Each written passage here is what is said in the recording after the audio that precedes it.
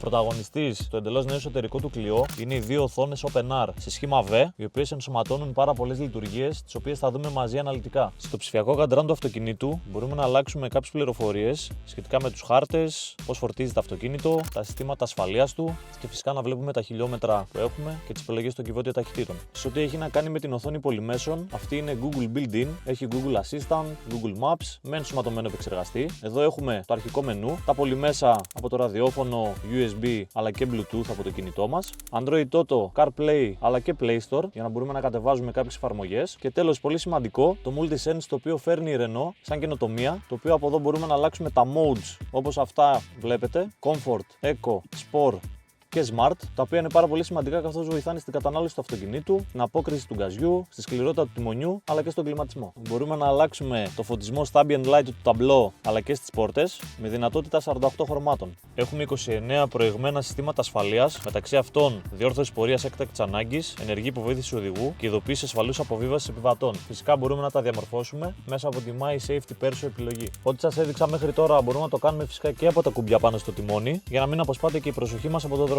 Γράψτε μου και στα σχόλια αν σας ενδιαφέρουν όλες αυτές οι νέες τεχνολογίες ή προτιμάτε τα παλιά αυτοκίνητα με τα παλιά αναλογικά συστήματα.